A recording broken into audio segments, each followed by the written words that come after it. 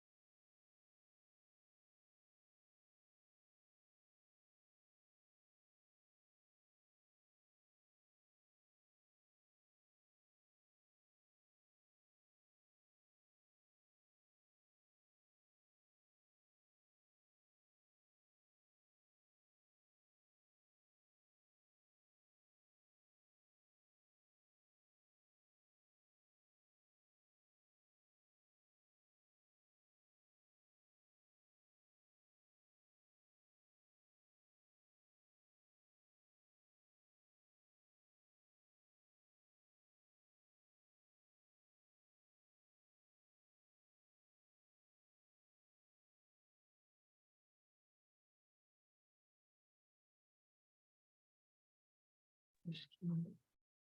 Bom dia a todos. Acho que agora deu certo. Acho que não sou a única, deu certo. Muito obrigada. Bom dia, pessoal. Estava tentando acessar aqui ainda, como eu estou presencialmente no evento, e acabei tendo que ficar no hotel porque eu não consegui fazer conexão na USP com a minha internet. Eu ainda estava tentando fazer funcionar esse modelo híbrido, ainda é algo novo para a gente. Tudo bem com vocês?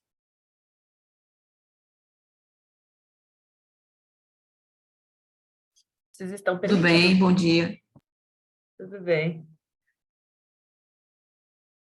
Eu já vou fazer uma verificação de quem são os apresentadores. Deixa eu ver quem que está presente, só um minutinho.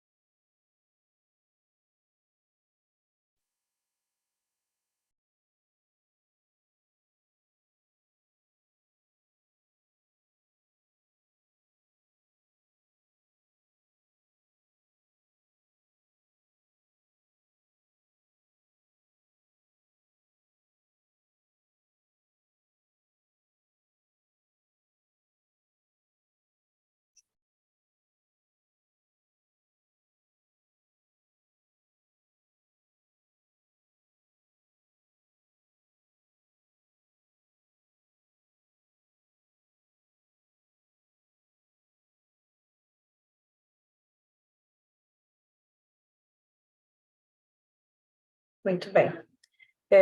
Deixa eu só fazer a conferência para entender quem que já está aqui com a gente na reunião.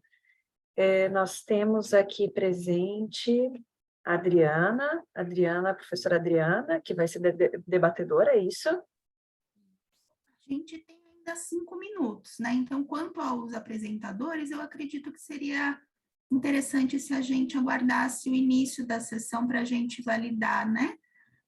Sim, sim. Só para eu entender quem já está, né, Adriana?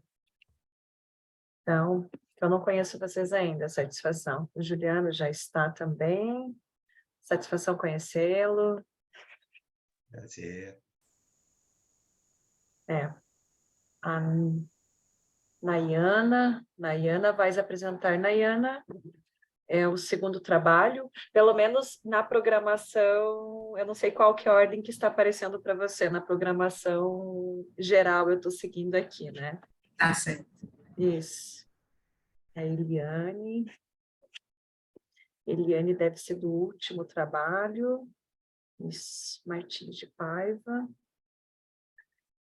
A gente aguarda mais alguns minutos e depois podemos dar prosseguimento.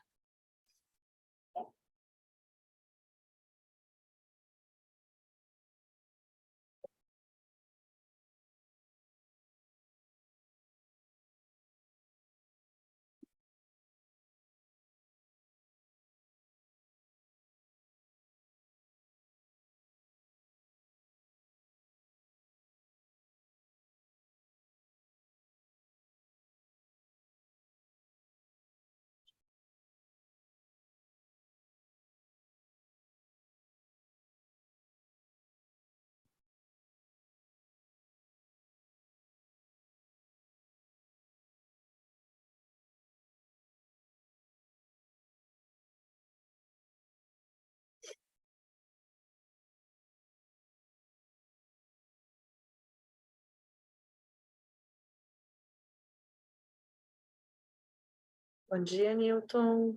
Seja bem-vindo. Oi, bom dia, tudo bem? Maria também. Bom dia. Muito bem.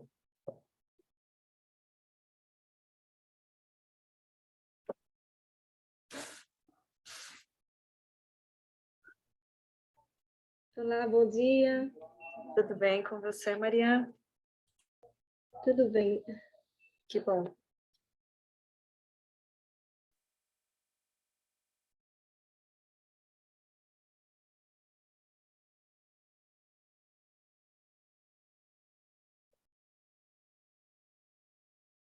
Nós temos ainda 2 minutos para o horário de início da nossa sessão e eu vou tomar esse tempo, vou deixar à disposição, na verdade, caso alguém tenha alguma pergunta, mas de qualquer forma, às 8h30 a gente inicia, né? Que é possível que tenha pessoas participantes que vão acessar a sala, né? Então, a gente apenas faz uma única conversa, né?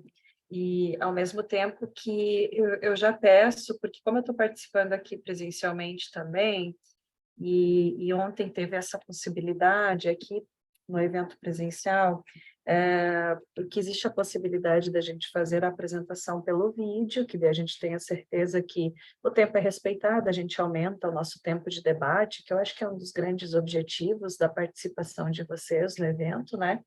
Mas também, se alguém desejar fazer a apresentação nesse momento, não existe nenhuma contraindicação, digamos assim. Então, se alguém desejar fazer a apresentação, também não teria problema. A única coisa é que precisa ficar dentro do limite de 8 minutos, né? Que é o tempo estipulado para que a gente possa fazer uma discussão coerente, tá? Então, se alguém quiser, estiver à disposição para tal, apenas pode nos notificar que daí a gente procede dessa forma. Senão, nós vamos fazer efetivamente a passagem dos vídeos em si.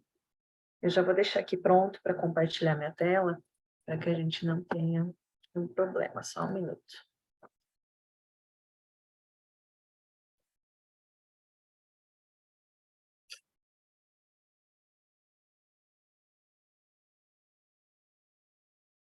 Temos presentes a Nayana, né, que são os autores. Deixa eu só, estou fazendo aqui a verificação dos presentes para a versão final. Eu posso compartilhar, Adriana, mas se tu se sentires mais confortável e quiser fazê-lo, fica à vontade. Não pode seguir, Vanessa, é só para... Então tá. Deixa eu só fazer a conferência para que fique bem certo no certificado de vocês e quem está presente, tá? A gente ganha um tempinho, que já são 8h30. No segundo trabalho, nós temos Gustavo, Newton, Fernanda, acho que é Rafael, Jamerson, quem está presente? Só o Newton, né? Só você está, Newton, do teu Sim, grupo? somente eu fui inscrito. Então tá bem. No terceiro trabalho, Angélica e Eliane. A Eliane está, né? Priscila e Angélica não, né?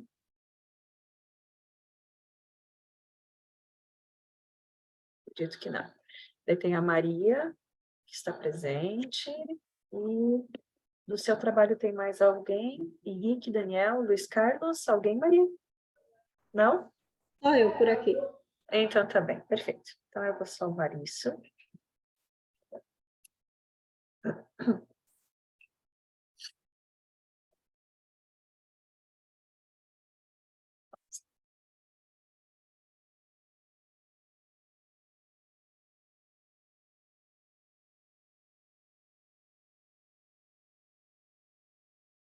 Eu vou compartilhar a minha tela aqui, então eu vou deixar nesse período a minha tela compartilhada, para que a gente não tenha problema. Assim, eu acho que os demais conseguem também se organizar de uma forma melhor. Então, só um instantinho.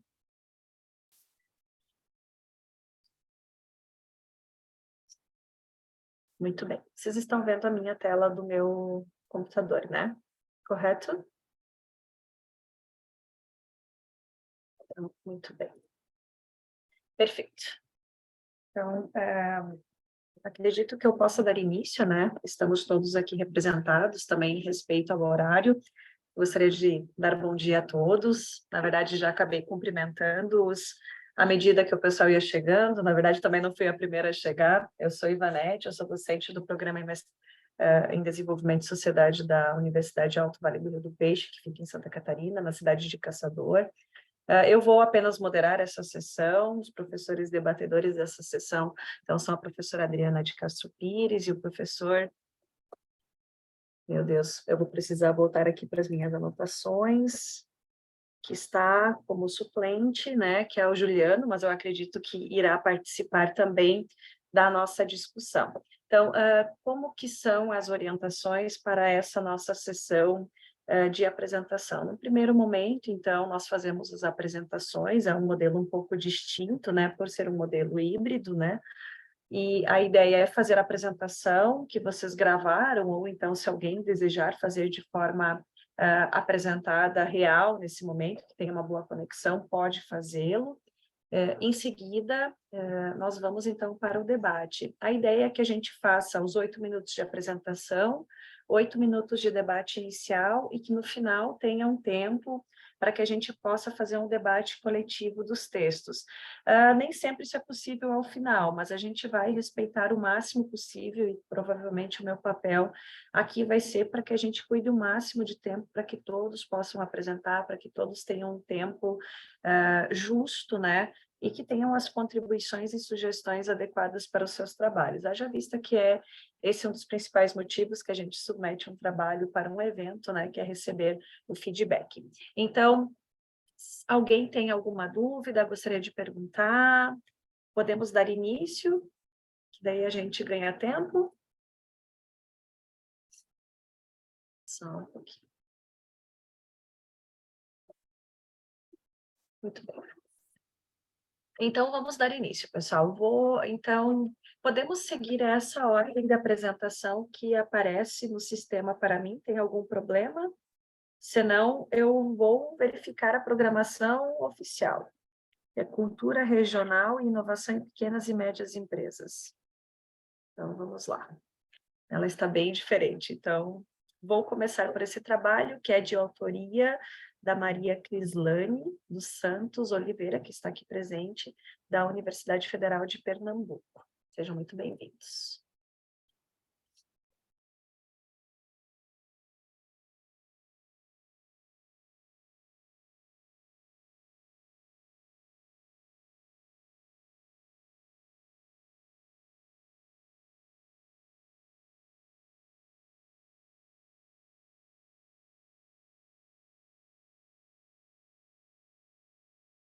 Deixa eu só organizar. Vocês conseguem ouvir bem?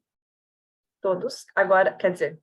Professora, o artigo que está é o de Nayana. Cultura Regional, peraí. Cultura Regional e Inovação em Pequenas... Vamos lá?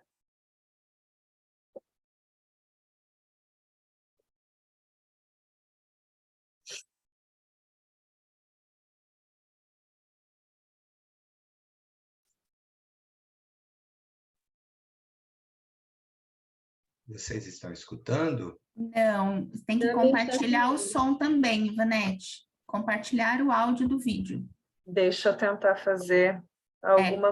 Desliga e liga de novo e talvez fechar. Tem bastante aba aberta, talvez ajuda se você fechar algumas. Eu vou, na verdade... Vou ter que voltar para cá.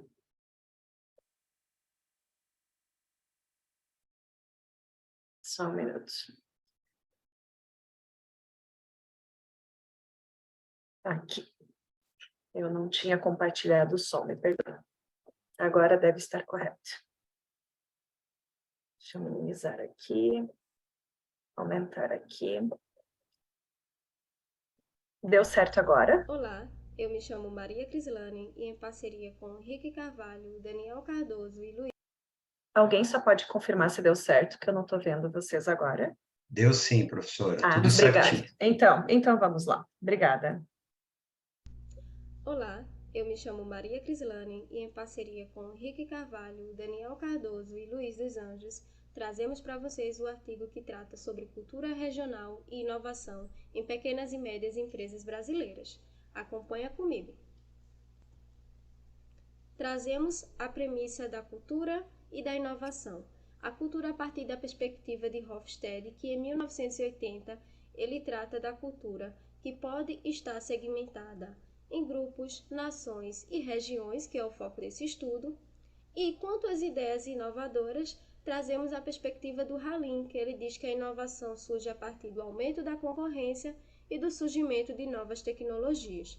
Por isso justifico esse estudo, que podem ser ainda aprofundados os estudos que detenham especificamente da relação entre cultura regional e inovação, considerando as pequenas e médias empresas brasileiras, por terem um papel importante e de destaque na economia. Então, será que a cultura regional explica a inovação em pequenas e médias empresas? Aqui relembra as dimensões culturais de Hofstede, que são 6, no qual ele cria uma escala de 0 a 100. A primeira dimensão seria a aversão à incerteza, a segunda, o coletivismo, a terceira, a distância do poder, a quarta, a orientação a longo prazo, a quinta, a feminilidade e a sexta, a indulgência. Portanto, retrato aqui as dimensões observadas por região, quando Hofstede fez um estudo em 2010, que ele traz essa caracterização a nível Brasil, e aqui ele pontua em 3 dimensões as regiões brasileiras e os seus níveis de dimensão de aversão à incerteza, individualismo e orientação a longo prazo. Essas pontuações serão utilizadas no modelo estatístico que propõe esse artigo. Quanto às hipóteses, foram 3. H1, de que PMEs brasileiras com culturas mais avessas à incerteza produzem maior crescimento econômico. H2, que PMEs brasileiras com culturas menos individualistas produzem maior crescimento econômico. E H3, que PMEs brasileiras com culturas de maior orientação de longo prazo produzem maior crescimento econômico. Quanto ao método, a nossa abordagem foi quantitativa. Utilizamos o instrumento de coleta de dados a partir de uma premiação realizada anualmente pela Deloitte e a revista Exame. Então, utilizamos os anos de 2017, 2018 e 2019. Não conseguimos resultados seguintes devido à pandemia do Covid-19. Porém, a nossa amostra ainda assim teve 300 pequenas e médias empresas brasileiras. Quanto à análise de dados, foi uma análise estatística em que realizamos os testes de colinearidade, homocedasticidade e normalidade. A equação seguinte representa o modelo utilizado nesse estudo, em que trazemos o ranking como proxy à inovação. Também acrescentamos uma variável de controle chamada receita líquida defasada e como variáveis a cultura regional, utilizamos a aversão à incerteza, o individualismo e a orientação a longo prazo. Os resultados foram obtidos a partir do uso do sistema Gretchen e o nível de significância máxima aceitado foi de 10%. Aqui está a nossa matriz de correlação, realizada com as variáveis ranking, receita líquida, aversão à incerteza, individualismo e orientação a longo prazo.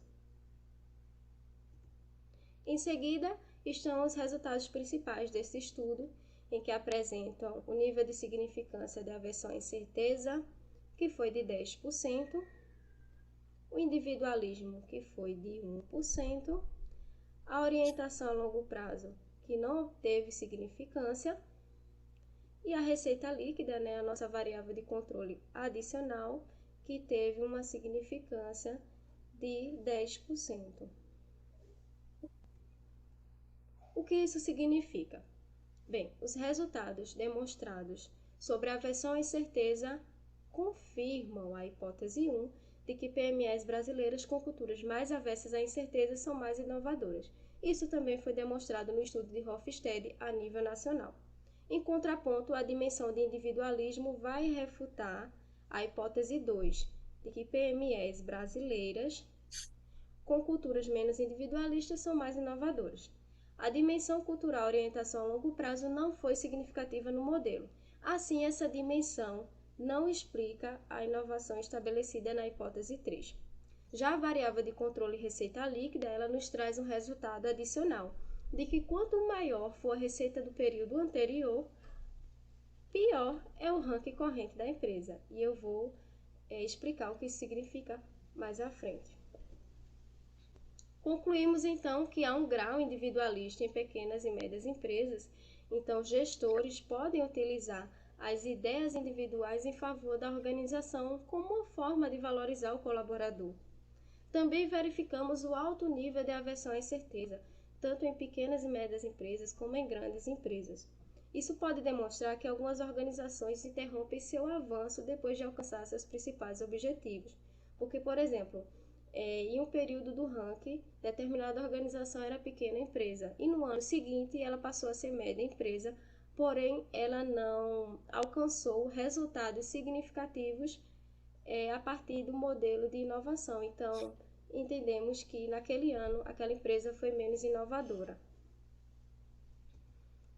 Quanto às contribuições teóricas, está a comprovação de que a cultura regional influencia sim as organizações e que, independente do porte, seja pequena, média ou grande empresa, essas organizações, a nível Brasil, ainda têm um alto nível de aversão à incerteza.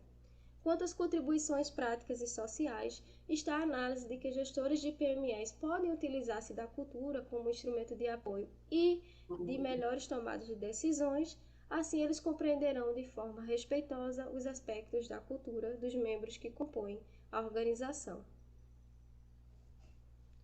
Quanto às limitações, essa pesquisa ela não pode ser generalizada, porque foram 300 observações, e ela foi estruturada seguindo os parâmetros dos organizadores do ranking, e eles excluíram as pequenas empresas que não se adequaram à proposta da premiação. Quanto às sugestões para as pesquisas futuras, propomos uma pesquisa longitudinal, com maiores observações e com foco na gestão. Verificar, por exemplo, como um gestor que preza pelo trabalho coletivo em uma região individualista lida com problemas culturais. Aqui estão as referências, todas utilizadas nesse artigo. E, por fim, agradecemos a você que nos acompanhou até o fim desse vídeo.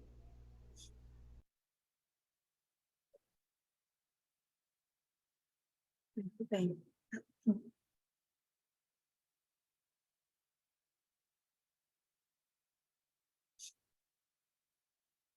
Pessoal, perdão, vocês estão acompanhando? Eu preciso só conseguir voltar para cá.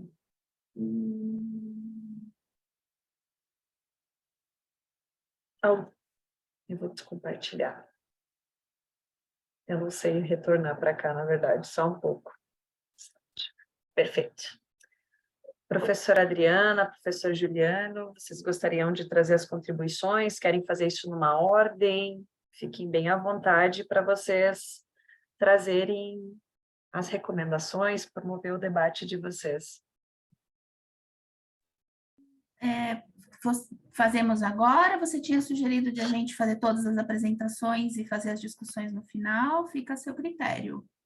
Eu acho que a gente faz as principais após e depois no final, se der um tempo, a gente ainda faz uma geral, né? Que daí acabam tendo alguns pontos que se repetem, que são interessantes. Então, vou abrir parabenizando os autores pelo trabalho. Falar de cultura e pequena empresa é algo muito relevante para a economia do país e em especial no momento que a gente vive de uma pós-pandemia, onde boa parte do nosso... a gente perdeu muito emprego formal e muita gente acabou migrando, né? Então, existe um peso. E eu coloquei isso como uma primeira observação, que eu senti que é possível, como sugestão, é possível indicar na contextualização ou em algum momento a importância dos estudos de pequena e média empresa, principalmente na questão cultural e questão regional, a importância desse nicho desse nicho de empresas para a nossa economia. Eu acho que traz ainda mais relevância para o trabalho, em especial uma relevância social. Gostei muito da contextualização, então a gente tem a gente vai aperfeiçoando a nossa escrita e a gente busca escrever os parágrafos que ele contextualizem o leitor, então eu aponto isso como um ponto positivo do trabalho. Ele tem uma questão, então, é uma construção clara, tem uma questão clara de pesquisa, essa questão ela bate ela é respondida ao longo do trabalho, em especial na apresentação dos resultados.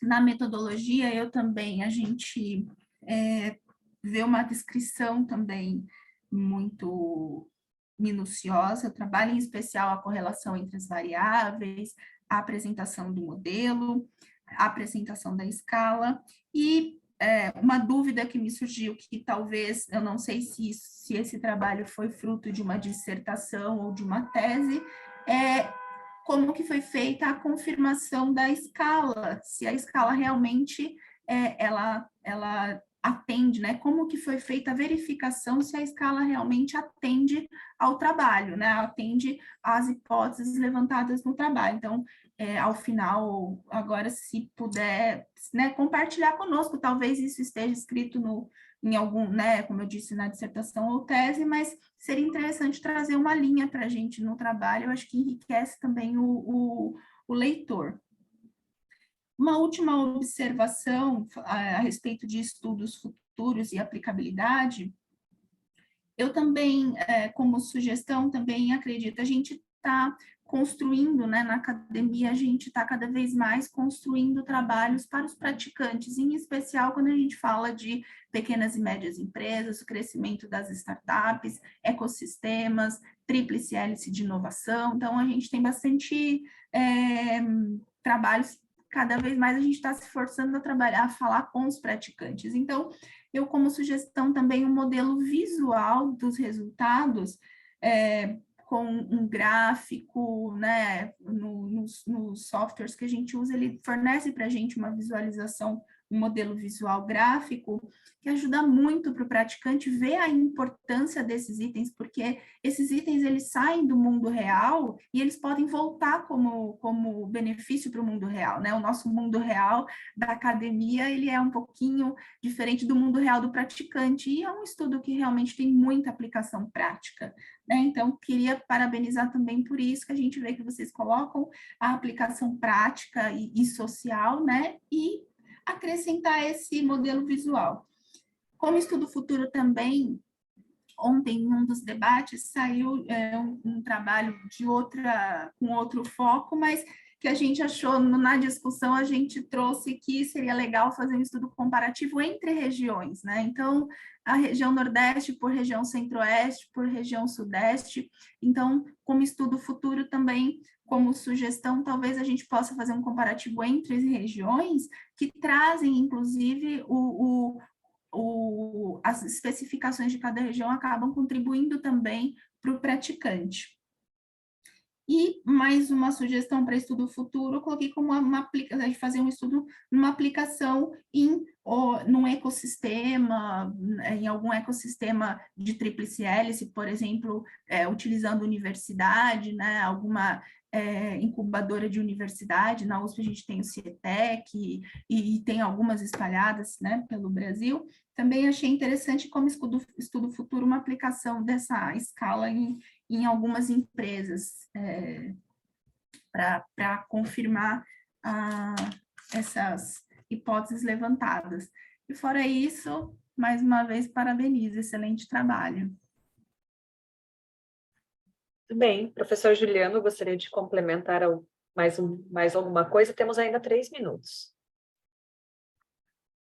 Não, tranquilo, professora. Então, tá bem, perfeito.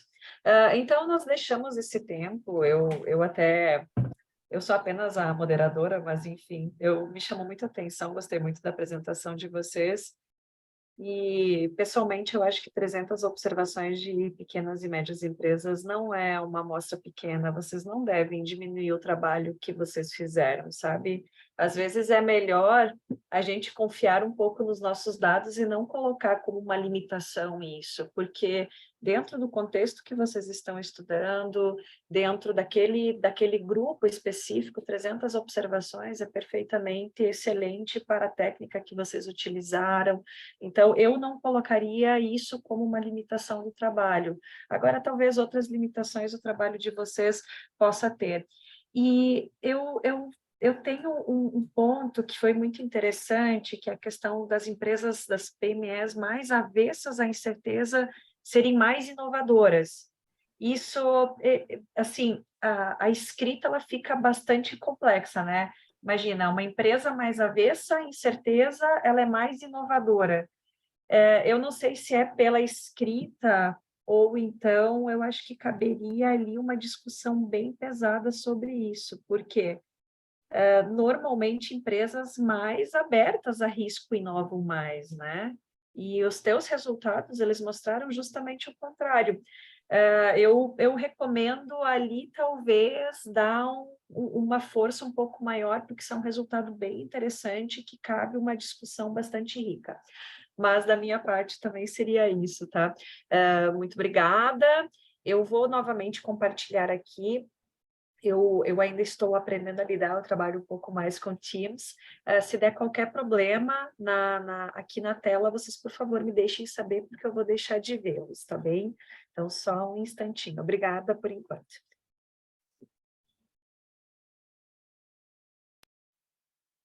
Então, o segundo trabalho, ele é da Nayana, de Almeida Adriano, persistência em inovação e desempenho organizacional. Vale a pena persistir em inovação. Então, eu vou ampliar aqui.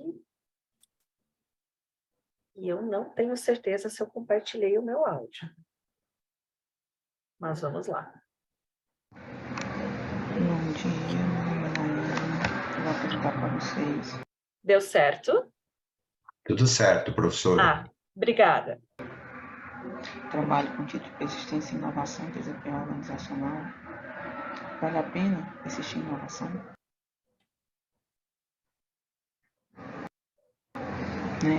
Para isso, a gente vai dar uma pequena introdução. Você persistir em inovação após na visão de que o processo de acumulação criativa por empresas tem a capacidade de impulsionar a dinâmica da indústria e, consequentemente, criar um crescimento endógeno. Nesse sentido, o Arch Damac afirma que o crescimento sustentável a longo prazo decorre da acumulação de conhecimentos novos e extremamente valiosos. Para Kim e Swang Lin, eles ensinam que as modalidades de inovação, que pode ser basicamente de dois tipos, a exploration e a exploitation, a exploration sendo a inovação radical e a exploitation, a inovação incremental, elas refletem a mudança nos produtos, processos atuais com elevação do nível de qualidade, enquanto uma inovação radical que promove a introdução de novos produtos, a exploitation são mudanças no processo, são mudanças incrementais.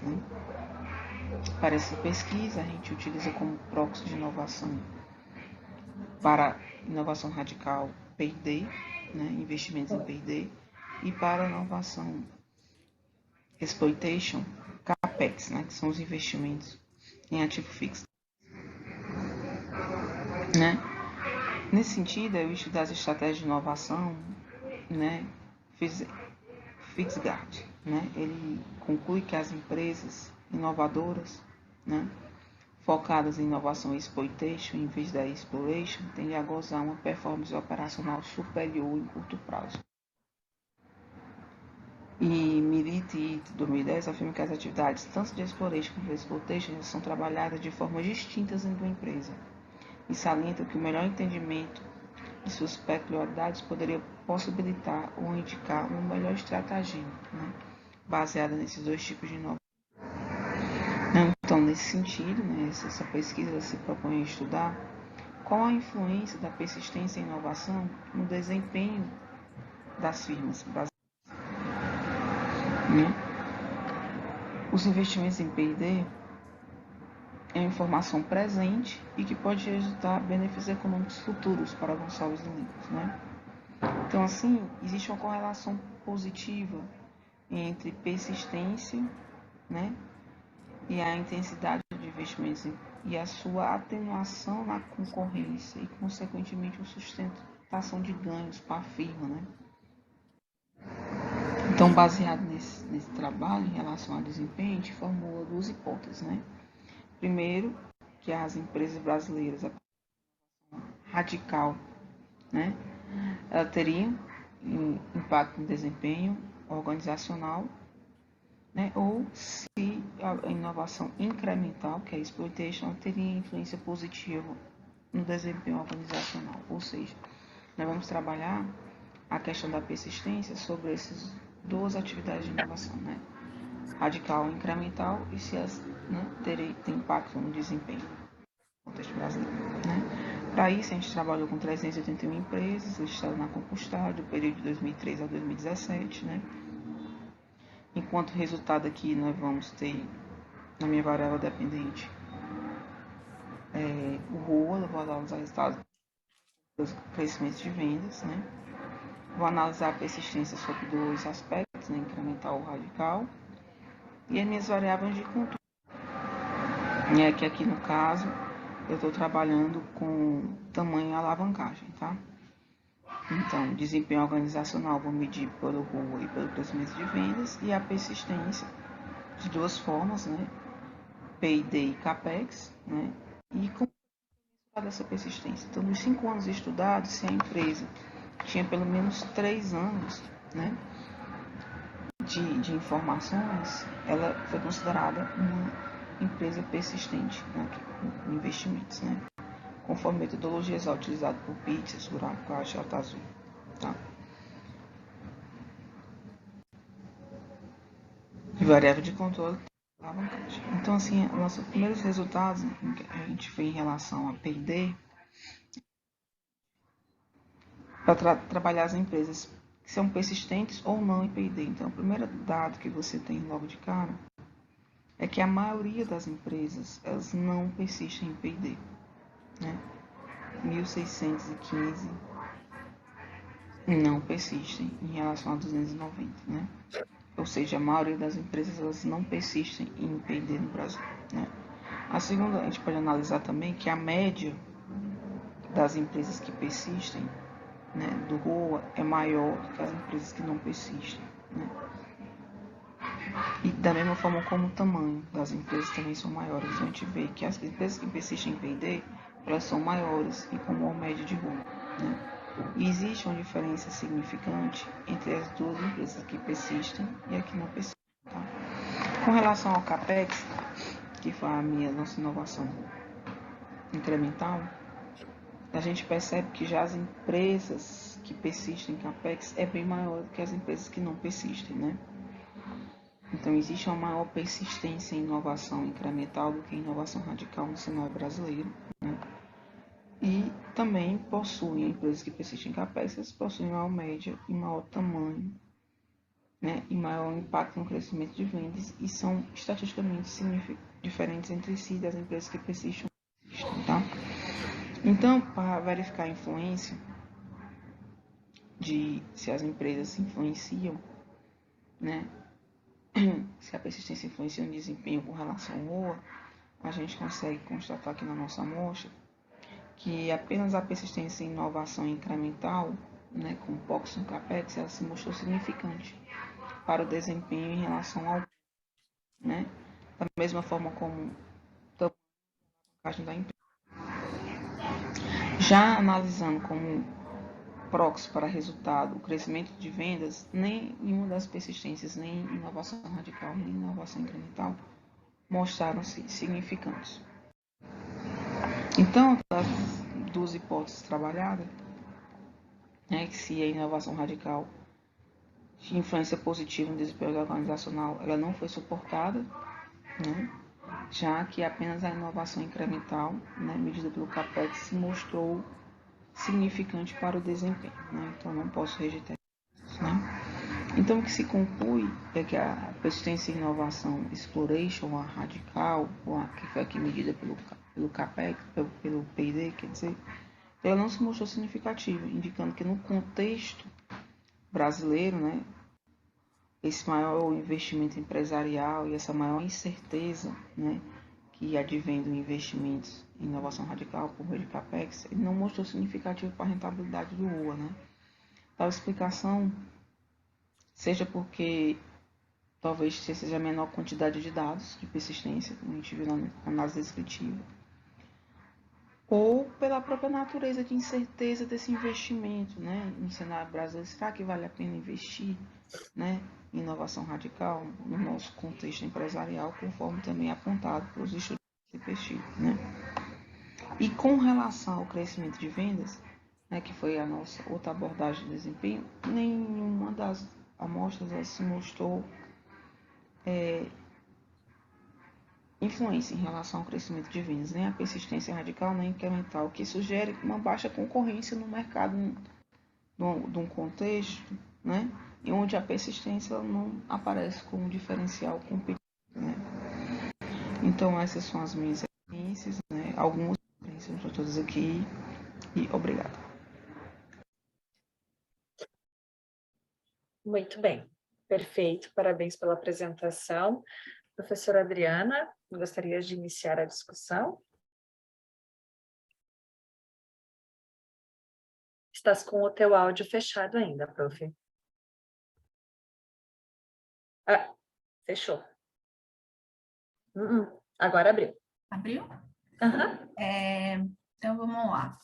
Sempre abro, quando a gente faz a apresentação de um trabalho, eu acho que nós, como leitores, como ouvintes, a gente sempre tem que começar um trabalho elogiando o trabalho como um todo, porque pelo simples fato de ele ter um resultado, de ele chegar ao CMEAD, ele já passou por uma avaliação, ele já foi considerado um trabalho que está condizente com o nível que a gente tem desse congresso. Então, a gente sempre tem que, eu sempre ressalto esse trabalho como parabéns e pela apresentação, pelo tema, é um tema relevante. Falar em inovação é um tema que já está, não chegou ainda no seu índice eu acredito que ainda tem, não chegou na maturidade, eu acho que ainda tem muito que explorar. As pesquisas quantitativas, a metodologia quantitativa, ela mostra que a gente já tem um campo maduro,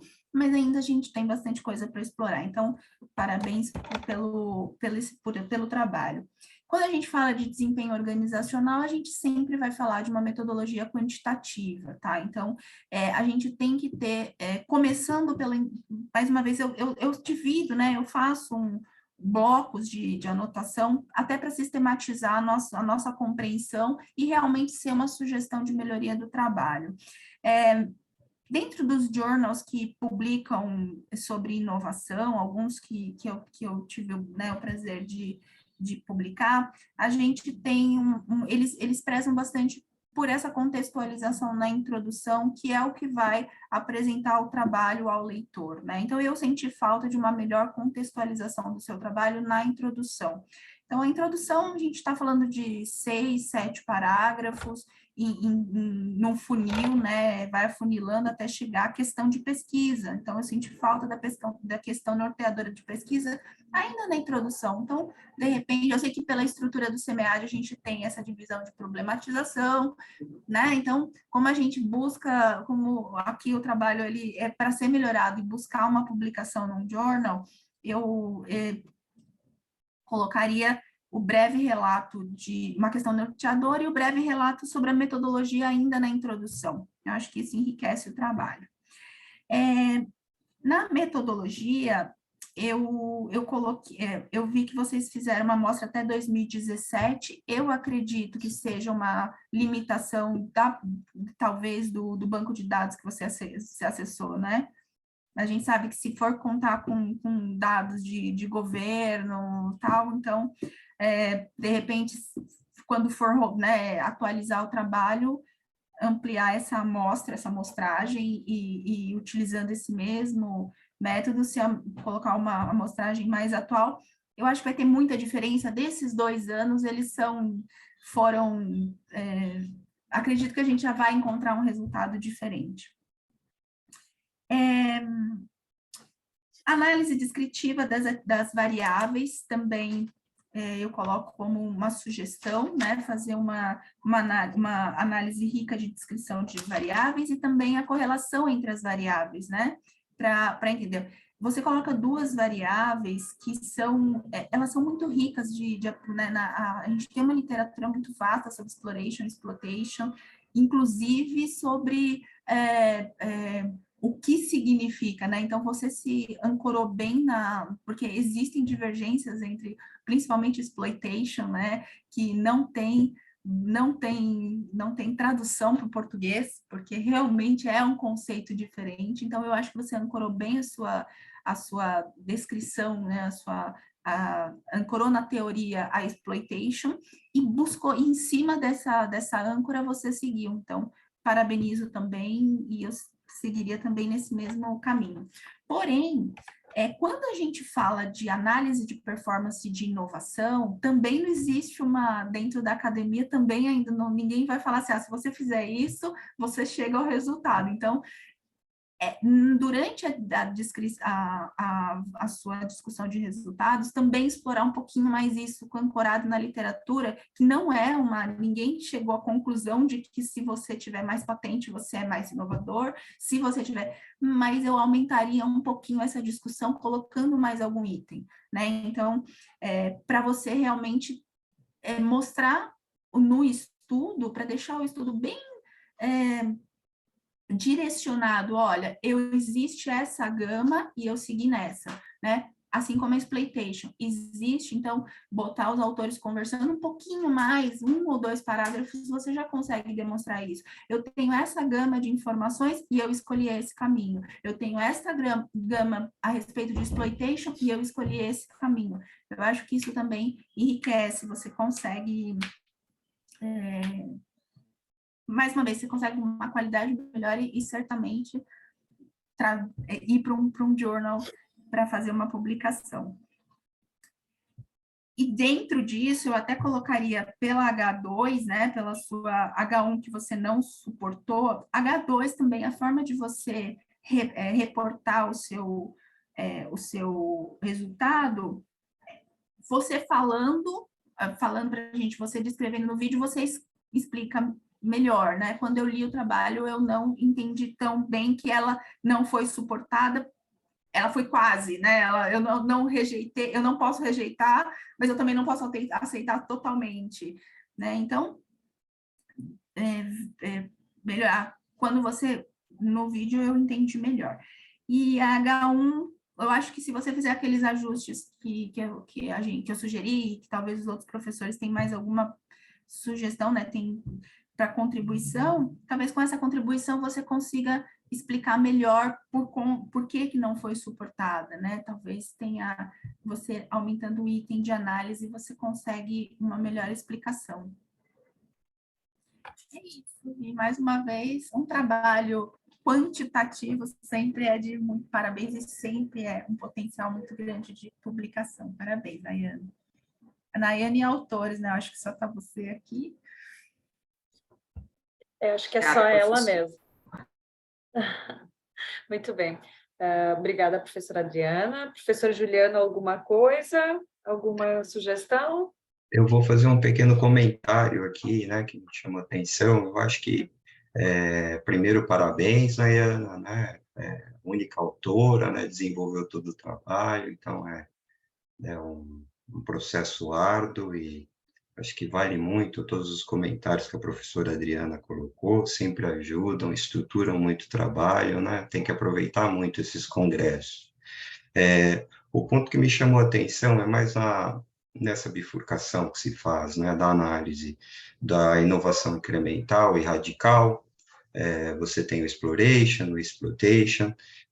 Me chama a atenção que, quando analisamos, né, um ou outro tipo de inovação para verificar se eles realmente tiveram algum tipo de influência no desempenho, os tempos, né, de maturação de cada uma delas é diferente, né? Então, precisa ver se esses ciclos da verificação, da inovação, de exploration, né, que seria inovação radical, se eles estão bem mensurados, porque normalmente eles são bem mais dilatados, né? E essa é a primeira consideração. A segunda seria realmente, se você conseguir dividir isso em indústrias, talvez você possa fazer uma mensuração melhor dos ciclos de produtos, né, para entender como que isso tudo vem. Talvez isso possa propor uma discussão mais, né, um fine tune, né, um ajuste mais sensível para a sua discussão final. Eu acho que seriam essas as colocações, né? Mas muito bom, muito interessante. Parabéns. Perfeito. Muito obrigada aos professores. Eu quero só deixar uma pergunta para tumultuar no final, porque eu não me aguento. Que tu chegaste à conclusão que as empresas maiores, elas investem mais em pesquisa e desenvolvimento, né? É um dos teus resultados. Mas a minha pergunta é, elas investem mais em pesquisa e desenvolvimento porque elas são maiores? Ou elas são maiores porque elas investem mais em pesquisa e desenvolvimento? Fica como tumulto e potencial de pensamento para esse teu trabalho ou para outros, assim. Talvez ali tu tenhas algo bem interessante para explorar, já que tu levantaste isso nos teus dados. Muito bem. Eu vou continuar, vou dar prosseguimento aqui para a gente respeitar o nosso tempo. Vou novamente compartilhar a minha tela, só um instante.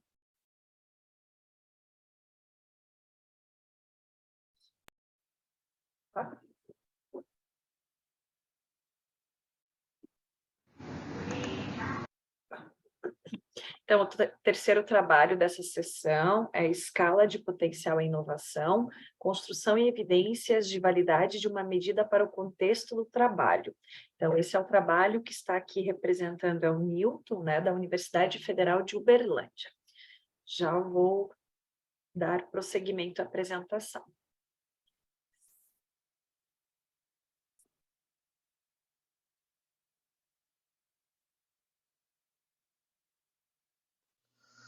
Olá, pessoal. Estamos apresentando o trabalho Escala de Potencial à Inovação, EPI, Construção e Evidências de Validade de uma Medida para o Contexto do Trabalho, cujos autores são Gustavo Henrique Silva de Souza, Newton César Lima, Fernanda Cristina Barbosa Pereira Queiroz, Rafael Farias Gonçalves e Jamerson Viegas Queiroz.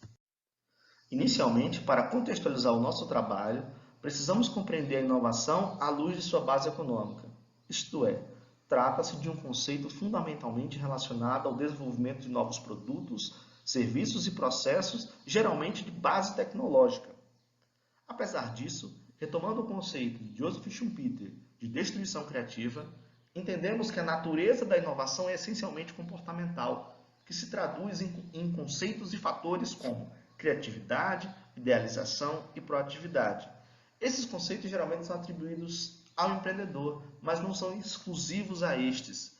Eles podem ser encontrados também em indivíduos intraempreendedores, isto é, pessoas que inovam dentro do contexto laboral. Esse conceito de inovação no contexto laboral, ele é uma soma entre educação formal, isto é, aqueles conhecimentos adquiridos e desenvolvidos em cursos formais, seja graduação, seja pós-graduação, e experiência concreta, isto é, aquilo que o indivíduo vivencia no seu contexto de trabalho, no seu dia a dia. Esses conceitos são muito visualizados principalmente nos ambientes organizacional, acadêmico e artístico. Como lacuna na literatura, ainda não temos uma medida ou ferramenta psicométrica que faça a avaliação autodescritiva da inovação enquanto comportamento. Temos algumas ferramentas que avaliam, por exemplo, a inovação empresarial ou no contexto mercadológico, ou, quando avaliado como comportamento, geralmente traduz-se em ferramentas específicas para empreendedores. Portanto, nosso objetivo é construir um instrumento que avalie e mapeie os comportamentos e características de um indivíduo potencialmente inovador dentro do contexto do trabalho, reunindo evidências de validade fatorial e consistência interna, Aqui a chamamos de Escala de Potencial à Inovação, EPI. Como referencial teórico, trazemos como conceito principal o intraempreendedorismo, que é baseado em 4 pilares. O primeiro deles é o desenvolvimento de novos produtos, serviços ou processos dentro do próprio contexto da organização. O segundo é a auto-renovação, ou a busca pela excelência em sua atividade de trabalho.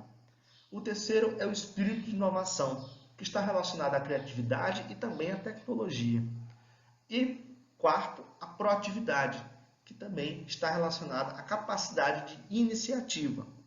Esses conceitos também são atribuídos ao empreendedor, mas vale lembrar que dentro do empreendedorismo estamos falando especificamente do desenvolvimento, da criação e da abertura de novos negócios e novas empresas.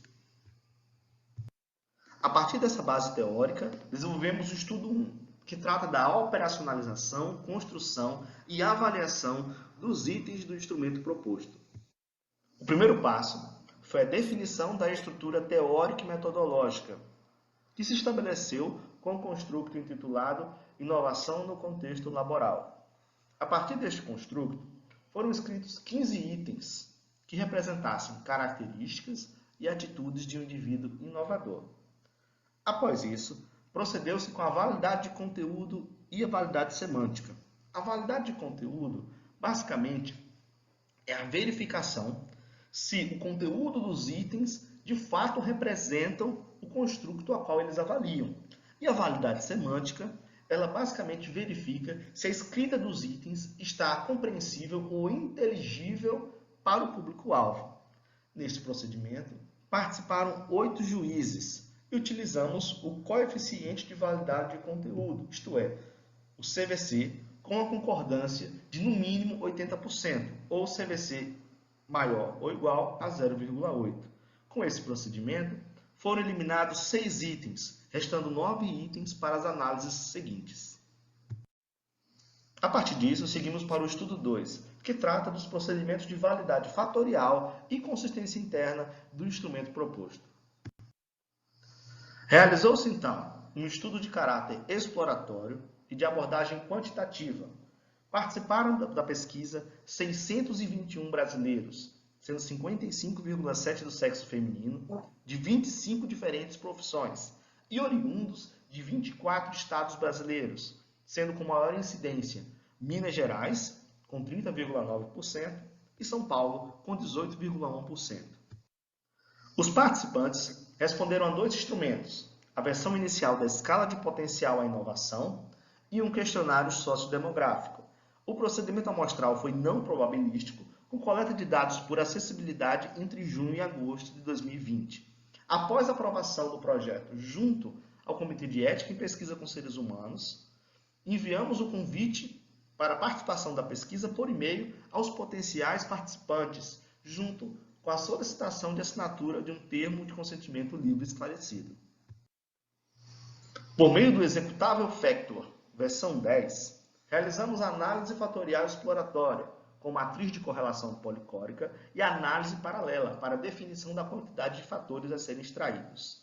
Para a análise da consistência interna, utilizamos o alfa de Cronbach, o índice de confiabilidade composta e o ômega de McDonald, além dos coeficientes de unidimensionalidade. Os resultados mostram que os 9 itens da escala de potencial à inovação saturaram em apenas um único fator, ressaltando, portanto, a solução unifatorial do instrumento. Os índices de confiabilidade também ressaltam a consistência interna do instrumento com 9 fatores, a uma variância explicada de 60,46%. Os coeficientes de unidimensionalidade também ressaltam que o instrumento ele é unifatorial.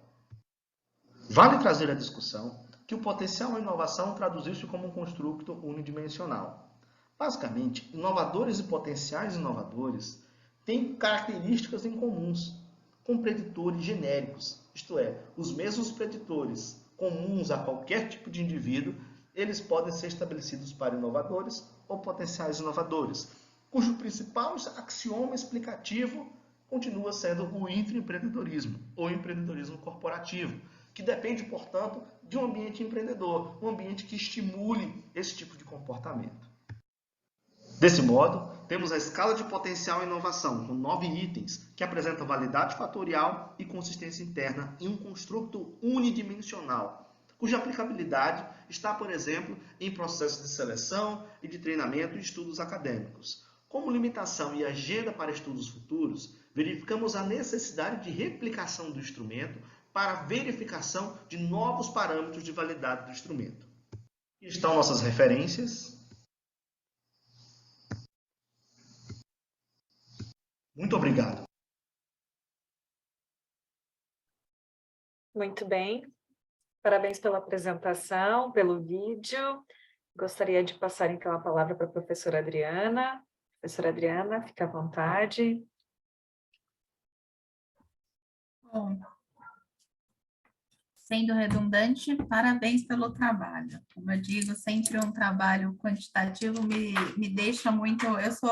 Eu tenho uma vertente um pouco mais qualitativa, eu tenho um olhar muito qualitativo para os trabalhos quantitativos e as minhas contribuições, elas acabam seguindo um pouquinho nesse contexto que eu acho que ajuda bastante, né? O qualitativo e o quantitativo, eles andam muito juntos, né? Em momentos diferentes da maturidade do campo, mas eles acabam sendo complementares, né? Um não descarta o outro. Então, dentro dessa linha, eu tenho uma observação e uma pergunta, tá? As teorias utilizadas, eu gostaria de, no final, né, eu vou ser breve nas minhas observações, mas no final eu gostaria de entender como que foi feito o levantamento da literatura para identificação do fenômeno, né, como que esse fenômeno foi identificado como sendo, empiricamente, como que isso foi feito, né, foi feita uma revisão de literatura, revisão sistemática, ou é fruto de alguma inquietação de um setor. Por que eu pergunto isso? Porque foram mencionadas duas teorias, né? Enfim, levantadas duas teorias tanto na introdução, no desenvolvimento do trabalho, que são teorias muito ligadas à estratégia, né? O intraempreendedorismo, o que eu colocaria? O intraempreendedorismo, ele é um comportamento individual que afeta dentro da organização. Então, a gente falar intraempreendedorismo, a gente está analisando a gente tem essa preocupação em entender como que aquele profissional ele está trazendo contribuição para a organização, né? A gente está falando de empreendedor, aquela pessoa, geralmente, quando a gente analisa o comportamento do empreendedor que funda ou que faz a administração do seu próprio negócio, um negócio geralmente inovador, e quando a gente fala do intraempreendedorismo, a gente tem mais aquela preocupação em entender como que o profissional dentro das organizações contribui com fatores inovativos. Então, dentro disso, a gente tem algumas teorias, por exemplo, uma teoria bem utilizada é a teoria da capacidade dinâmica. Foi abordado, foi aventado, foi olhado desse jeito, como que ela se encaixaria melhor nesse processo de inovação intraempreendedor do que a teoria da RBV e Path Dependence. Path Dependence a gente também liga um pouco mais da empresa, a trajetória da organização, e não tanto do comportamento individual.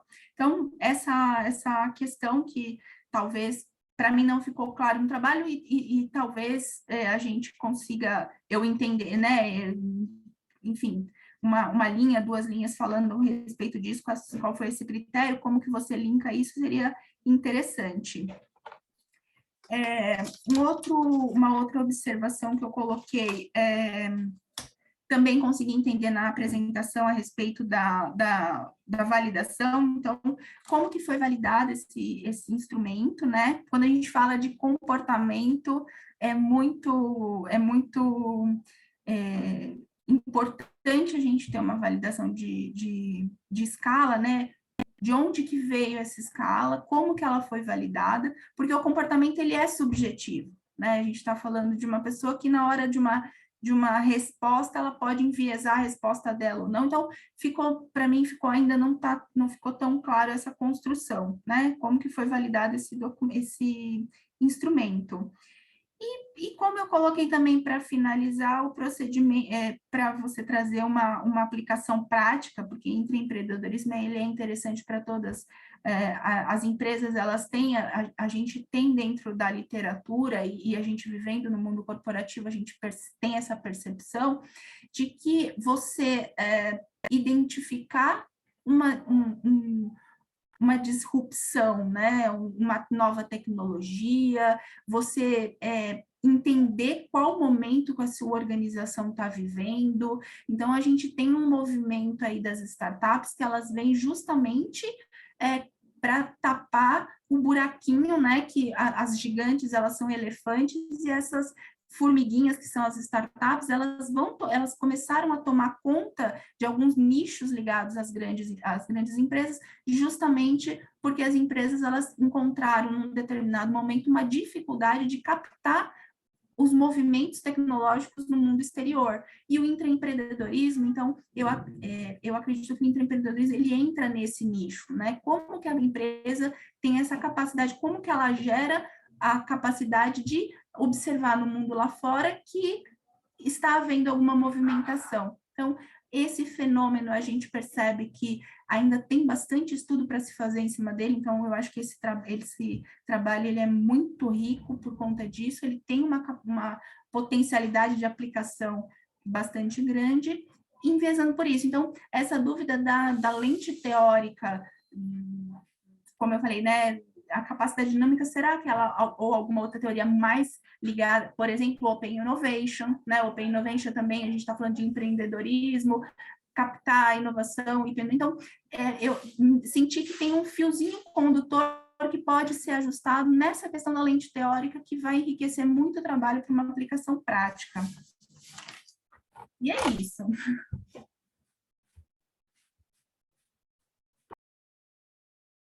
Extensão, professora. Ai, meu Deus, agora eu que tinha fechado meu áudio. Obrigada, professora Adriana. Nilton, queres fazer algum comentário? Eu estou na dúvida se tu queres falar algo ou não. Vocês podem ficar bem à vontade.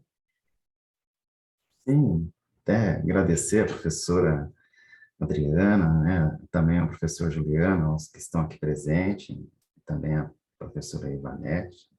Acho que esse momento é um momento importante, né? A gente entrega um trabalho, acho que ainda na matéria bruta, né?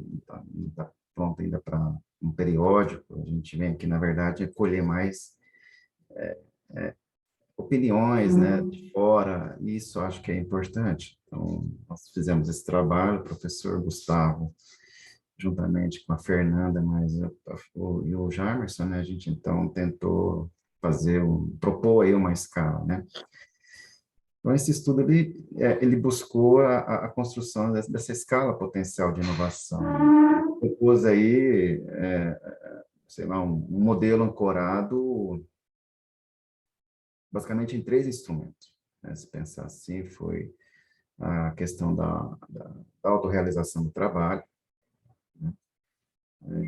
Também a preocupação com os valores, né, no trabalho, inovação no trabalho, né? A gente buscou mapear, né, fazer um mapeamento da inovação no contexto do comportamento no trabalho. Então, portanto, a escala ela é de inovação, né, quanto a comportamento no trabalho. Seria o nosso diferencial até no nosso estudo, já que existem outros estudos, né? A gente chegou a ver que tem estudos que tangencia essa ideia da preocupação com o comportamento no trabalho. Por exemplo, tem estudos que a gente viu que tratava de criatividade, né? Escalas com criatividade no trabalho, alguns com comportamento no trabalho, outros com preocupações com aspectos organizacionais no trabalho, né? E você comentou sobre a teoria que nós ancoramos, assim, talvez acho que a seminal foi a teoria da medida, que acho que é onde a psicometria está mais presente. E foi dali que a gente conseguiu extrair bastante norteadores, né? E para o uso desse instrumento que dessa ferramenta, né? Desse executável que a gente trouxe, que eu acho que é um outro diferencial interessante, que é o Factor, e é onde o Gustavo tem bastante familiaridade com ele até. E dali a gente conseguiu avançar bastante, né? Aí você comentou sobre a questão das validações do Factor. O Factor, assim, o estudo em si não tem um procedimento confirmatório, vamos dizer assim, né? Mas porque o próprio Factor, ele traz bons índices, né? Tem um índice de qualidade de ajuste muito bom, ele proporciona isso. Enfim, ele também traz índice de unidimensionalidade, que também ajudou bastante na confirmação da escala, né? Eu acho que é isso. O Factor, essa questão dele propor aí amostras, né, randomizadas, ele acho que auxilia bastante nessa questão da análise confirmatória. Eu acho que são isso, né, que a gente, sei lá, se eu conseguir trazer, mas acho que era mais ou menos isso que eu queria complementar. Muito bem. Professor Juliano, queres fazer alguma contribuição? Não, eu vou bem rápido, professora. Em primeiro lugar, Newton e colegas, parabéns, né? Um trabalho muito consistente, um rigor bastante alto, né, no desenvolvimento. Eu não sou quant, né, mas deu para ver que vocês estratificaram, né, estruturaram o trabalho de uma maneira muito bem feita. Parabéns pela apresentação, muito clara, né? Sim, eu acho que a forma como apresentou. Acho que tem um outro ponto que vale relevar aqui para todos, né? Vocês fizeram aprovação, né, do protocolo de pesquisa junto à Plataforma Brasil, no Comitê de Ética.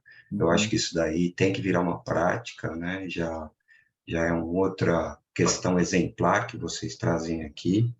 E aí é mais uma dúvida mesmo, né? Eu não vou tecer muitas críticas, não é muito a minha área, mas eu gostaria de saber para onde vocês vão agora, né?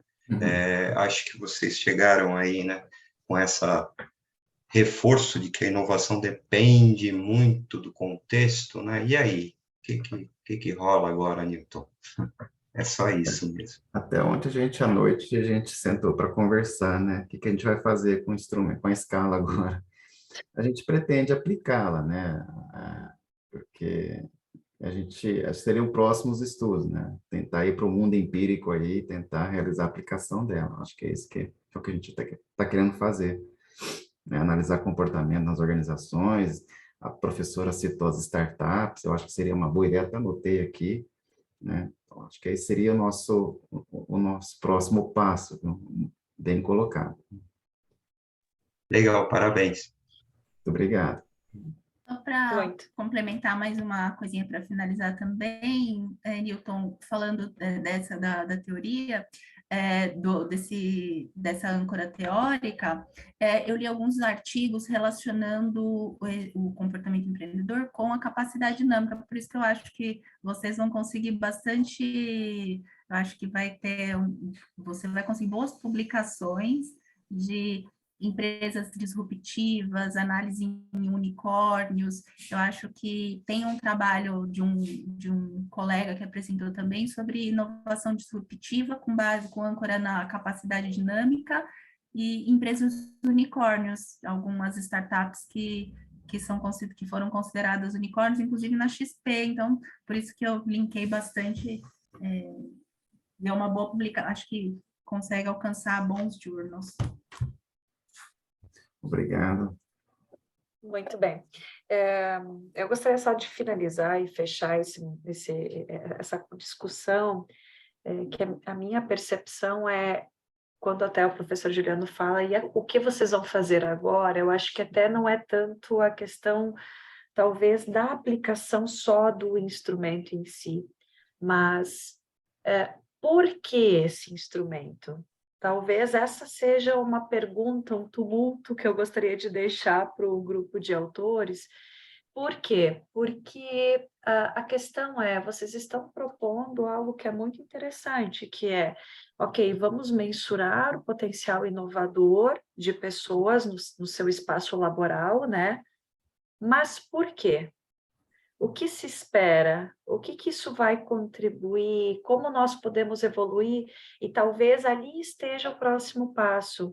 Utilizem a ideia de aplicar ela no contexto empírico, como vocês falaram, mas vão além, vão para o espaço de startups ou não, vão para espaços Lautec, façam caminhos inversos, mas assim, busquem uma explicação de, ok, por que é tão importante existir a propensão à inovação por parte das pessoas no espaço laboral? Talvez ali esteja uma pergunta norteadora bem importante e que eu acho que ela vai ter interesse prático e teórico, algo que a gente ainda carece de responder, mas efetivamente, ok, o que isso vai trazer, o que isso vai contribuir. Então, eu vou encerrar a nossa discussão inicial por aqui, para a gente dar tempo ainda de ir para o último trabalho, mas se der um tempinho, a gente também pode voltar lá no final ainda. Então, muito obrigada a todos novamente.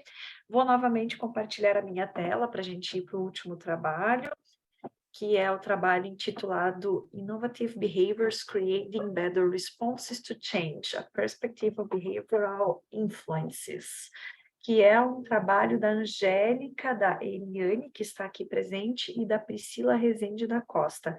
A Eliane, que é da Universidade Federal da Paraíba. Só um minuto.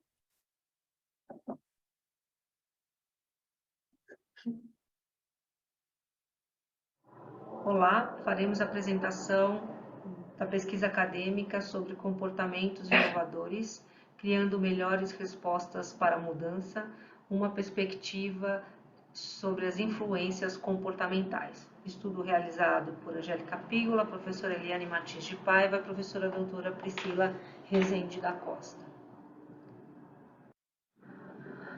Os comportamentos inovadores referem-se a comportamentos de pioneirismo ou iniciativas para oportunidades de inovação, particularmente em ambientes tecnológicos de alta dinamicidade. Existe uma pressão maior para a inserção de ideias inovadoras que são cruciais para o desenvolvimento do negócio. Estudos recentes e anteriores mostram um número de fatores de comportamentos de inovação bastante fragmentado e as suas interconexões não são efetivamente exploradas. Por isso, resolvemos identificar e entender como são as relações de alguns comportamentos inovadores utilizados pelos empregados. Desta forma, esse estudo concentra-se nos comportamentos inovadores de geração de ideias, de colaboração e de experimentação voltados à performance da inovação. Com base na literatura, identificamos e definimos o que são comportamentos inovadores, considerando que muitos deles não estão relacionados à posição hierárquica dentro das organizações ou qualquer relação com referências educacionais ou formação acadêmica. Definimos também comportamentos de experimentação e colaboração e colocamos esses comportamentos como mediadores entre as ideias inovadoras e a performance da inovação para entender melhor essas relações em ambientes de alta tecnologia e de alto dinamismo. O método aplicado em nosso estudo são as equações estruturais, utilizando 2 critérios de seleção da nossa amostra, que são empregados em nível gerencial, com experiência em processos tecnológicos, e endereçando essa amostra para um contexto de tecnologia aplicada para vários usuários. As nossas hipóteses foram desenvolvidas com base nos referenciais, sendo que a primeira é ideias inovadoras impactam na performance da inovação ou comportamentos voltados para a performance da inovação. Ideias inovadoras impactam com maior potência quando são mediadas pela colaboração ou pela experimentação, e a experimentação influencia positivamente a colaboração e vice-versa. Para entender essas relações, três equações estruturais diferentes, onde conseguimos, durante um workshop virtual, aplicar a pesquisa em 220 profissionais, onde 106 respostas foram validadas em uma empresa de e-commerce no Brasil. Conseguimos identificar e confirmar parcialmente a hipótese 1, mostrando que ideias inovadoras têm efeito positivo sobre os comportamentos orientados para a inovação, entretanto, não com alta significância. Na hipótese 2, que foi totalmente confirmada, validamos que as ideias inovadoras têm um maior poder de impacto na performance da inovação quando são mediadas pelos comportamentos de colaboração. Já a hipótese 3 não foi confirmada, ou seja, quando a experimentação medeia esta relação entre as ideias inovadoras e performance da inovação, a experimentação não é relevante. A hipótese 4 também não foi confirmada, ou seja, a experimentação ela não possui influência positiva na colaboração. Entretanto, a colaboração, sim, tem uma influência positiva, mas não com grande significância. Os dados aqui apresentados são os dados dos coeficientes de caminho apresentados nas 3 equações estruturais que foram analisadas neste estudo e que podem ser identificadas no texto completo do artigo.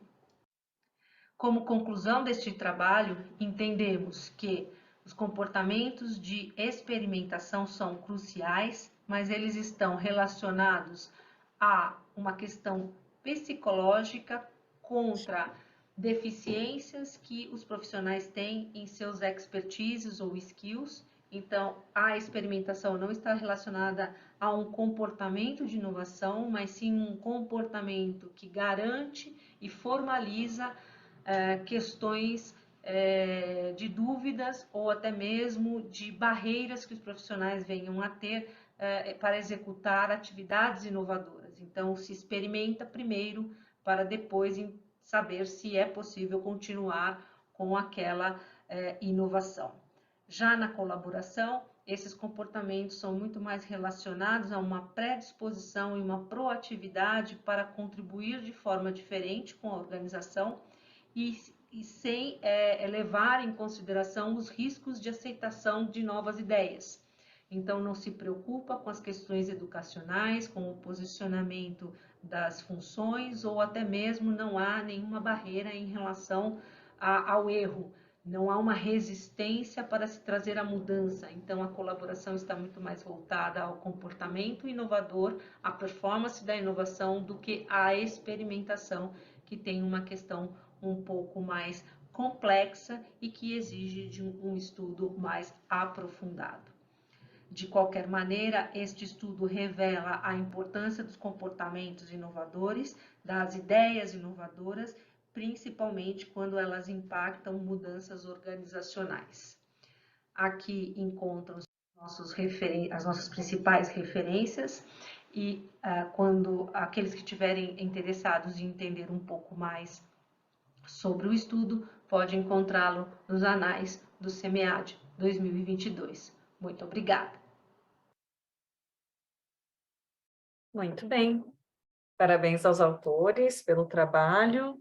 Professora Adriana, vou passar a palavra diretamente para você. Fique à vontade.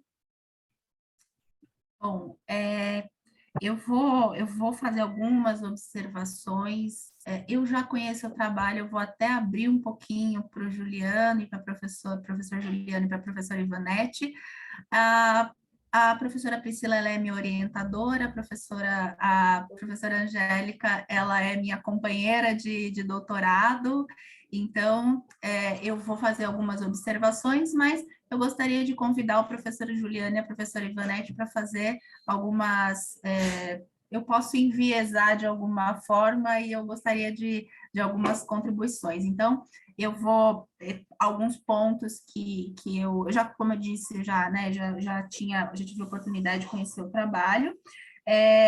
Então, até baseado nisso, a gente tem uma similaridade de escrita por conta da mesma orientadora, então a gente pode ver que a introdução, ela segue o trabalho de apresentar ao leitor o estudo, então ele contextualiza, ele apresenta a questão de pesquisa, ele fala claramente, né? Então, essa é uma preocupação do comportamento empreendedor, ele vai um pouquinho dentro do que eu comentei com o Newton, ele tem uma aplicação prática dentro de empresas, então, é um estudo, como a gente pôde ver no trabalho, ele foi aplicado dentro de uma organização, né, de e-commerce, porque você fala de comportamento intraempreendedor, né, que gera inovação, a gente está falando de uma aplicação dentro de uma empresa, então, eles apresentaram isso muito bem no trabalho. O que eu senti um pouquinho de falta e que, de repente, a gente pode enriquecer o trabalho com isso, e talvez até o formato que a gente tem no CMEAD de limitação de páginas, às vezes a gente precisa cortar algumas coisas, é a aplicação prática, né, os estudos futuros. Então, esse trabalho também tem um grande potencial de aplicação prática dentro das empresas, não só você consegue fazer como proposição de estudo futuro, a aplicação entre segmentos, então você pode segmentar numa pequena e média empresa, numa startup, numa pequena e média empresa, numa grande empresa, ele tem um potencial muito grande de aplicação prática. Ele pode gerar também um desdobramento de como a colaboração, né, como a colaboração orientada do empreendedor, como que ela pode gerar realmente efeito positivo dentro das organizações. Então, descrever, discorrer como que isso acontece, você também consegue desdobrar esse trabalho e trazer isso para uma aplicação prática para os segmentos, como eu mencionei. E fora isso, eu vejo também uma descrição metodológica bastante rica, bastante minuciosa, deixa a gente confortável com a leitura dos dados, então, gostaria de parabenizar os autores e abrir para observações do professor Juliano e da professora Ivanete. Nessa retinha final que a gente já está finalizando o nosso trabalho. Perfeito, professor Juliano. Fica para você o desafio. Tá bom, obrigado. Oi, Eliane, abre a câmera para a gente ver. A gente quer parabenizar você e os colegas, primeiramente, pelo bom trabalho, né? Realmente bastante interessante. Chama atenção, eu como ex-executivo, eu posso dizer que faz um sentido absoluto relacionar, né, um ambiente colaborativo com justamente, né, a propensão, né, de ideias inovadoras que possam gerar um impacto no desempenho, né, porque quando você tem algum tipo de censura, né, tem algum ambiente mais difícil, realmente é muito mais difícil você discutir ideias fora da caixa, vamos dizer assim, né. Com relação a impacto, né, eu acho muito importante discutir isso, né, eu acho que tem essa questão bastante vinculada, né, ao trabalho, que é o impacto que esse trabalho pode ter na gerencial, principalmente. Eu acho que precisa analisar um pouquinho a questão da generalização. O trabalho todo foi desenvolvido em e-commerce, né, uma única indústria, então isso é uma particularidade, ele pode envolver algumas particularidades importantes. Então, acho que o segundo passo seria abrir um pouquinho, né, olhar para outras indústrias e observar se isso se repete ou não, né? Acho que seria um segundo ponto. No geral, é isso. Eu não vou me estender muito mais, eu queria simplesmente parabenizar. Realmente, essa sessão está muito rica e está sendo um privilégio discussão. Obrigado. Obrigada, professor Juliano. Foram ótimas observações. Desculpa eu não estar ligando a câmera, porque eu estou em um computador diferente e essa câmera está meio ruim, eu não quero me ligar porque vai ficar a imagem comprometida. Não, fica tranquila, né? Mas a gente queria realmente ver seu sorriso aí, ver e parabenizar, né, vocês e saber que está tendo uma boa repercussão aí. Tá Parabéns. ótimo, muito bom, obrigada. Muito bem, eu gostaria, na verdade, de complementar rapidamente, e também já dando início a essa parte mais final, onde é que a gente vai deixar aberto para perguntas, questionamentos, enfim, comentários de todos os participantes. Realmente eu entendo que é um trabalho muito bem elaborado, talvez ele já esteja num nível de amadurecimento teórico e principalmente metodológico mais desenvolvido. Eu tenho um pezinho um pouco mais quant, talvez eu escutei os outros professores comentando anteriormente que navegam um pouco mais nos mares qualitativos, eu navego um pouco mais nos mares quantitativos, e eu vejo que ele está muito bem estruturado e amparado teoricamente em termos dos instrumentos utilizados como base, da literatura utilizada para a construção das hipóteses e também da análise em si. O que eu vejo que vai ser um grande limitante para um journal, e que talvez eu deixaria como recomendações para os autores, ou que eu imagino que eles também já saibam, enfim, mas a gente às vezes precisa também falar o óbvio, né? Como são questões comportamentais, individuais, né? A gente espera normalmente uma amostra um pouco maior, mais significativa. A ideia e a sugestão dada pelo professor Juliano de verificar isso também em outras indústrias, ou então, talvez em outras empresas do mesmo setor, para fazer essa análise um pouco mais robusta, talvez seja coerente, haja vista que vocês estão tentando extrapolar um comportamento, um modelo, né, de comportamento, e talvez isso daria uma força um pouco maior para os resultados de vocês. Eu também entendo, e daí eu imagino que seja por uma questão também de espaço nesse trabalho, haja vista toda a riqueza dos demais pontos do trabalho, que talvez a discussão teórica do trabalho ainda possa ser melhor desenvolvida, né?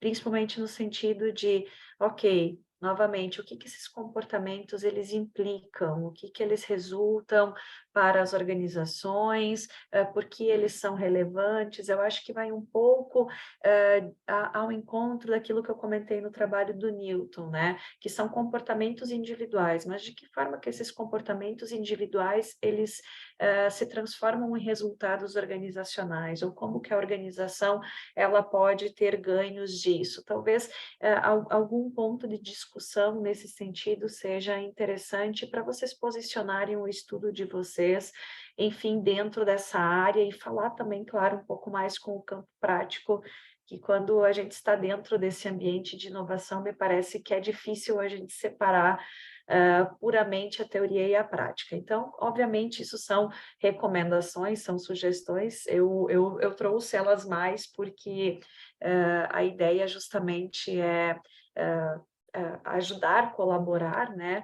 Mas o grande objetivo aqui é também valorizar o trabalho, cada um dos trabalhos que foi conduzidos. Eu acho que a professora Adriana foi muito feliz quando ela comentou que aqui nós não estamos avaliando, na verdade, nenhum trabalho, todos esses trabalhos já passaram por um crivo muito grande, todos já receberam um feedback de avaliadores, de uma avaliação cega feita por pares. A gente realmente espera que tenham sido boas avaliações, que vocês tenham tido bons insights, que elas sejam construtivas no sentido de desenvolver o trabalho, né?